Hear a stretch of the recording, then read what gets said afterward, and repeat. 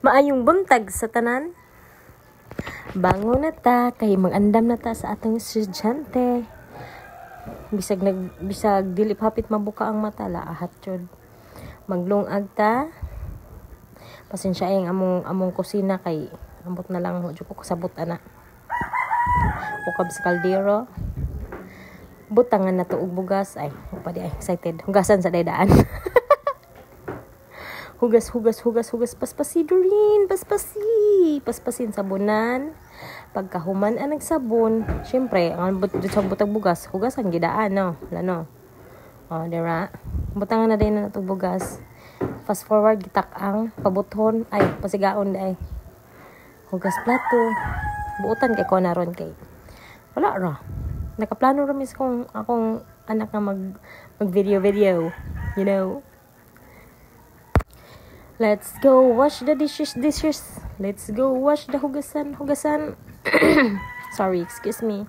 Sabunan na to.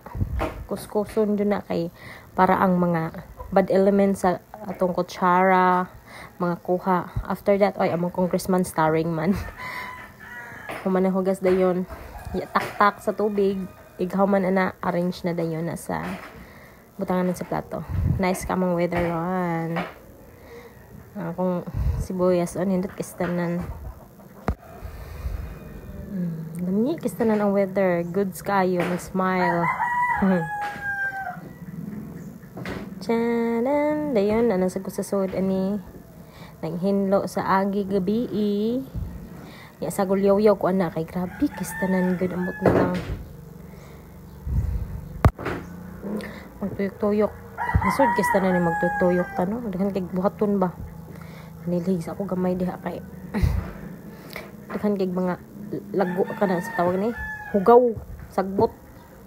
Pasensya kayo among bahay no kay gamay ra dyan na siya pero pasalamat gihapon mi kinaagid mi puy-an in town. Og mag-check ta sa atong kanong luto na ba og karon magsukad na ta para pamahaw sa ato ang estudyante. Sa bindigtan og cellphone oy. Magani ko kalagtan ani niya. Di jud mahimo nga. Di mi mag-away ninyo kada buntag. Na diha ay. As you can see.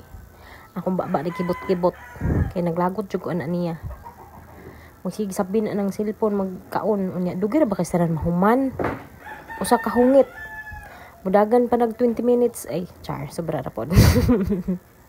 Bitaw ako na siyang gipugngan rin napita no. Kung anak usap-usap lang. Paspasin mo usap hira. Ano siyang gipugngan diha. Di jud nako di jud ko komportable magtanaw sa akong anak nga mula kog eskwelahan nga dili hapsay ang naong kay basta lang di lang ko ganahan magtan-aw. Ano siyang gipugnan diha dayaw-yaw.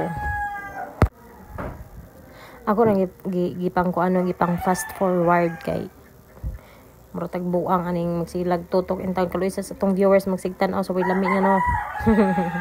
Ano siyang gisinapid. Then after ang pikas na po akong gisinapid ni after anak dayon ako na din na siyang usa og pugong. Pero baw lang na kong anak ko nagkaon nga kuan kistanan lang ayan grabe. Yaw-yaw na sad ko na. Ay huy pasensya ninyo akong yotsats kay yets. Nisulod ko kay nagtanaw ko sa akong bata. Kay nagsige na siya glangian na diha napita. Namgo ko'y kuan god ka nang nako'y 7 months old nga baby ba. Yeah. Igbangon na mo sa iyang atinig buntag, musabay sa na siya bangon na mo. Bitaw oy, pasensya gid kay sa na kong istorya ron kay wa jud mi lami.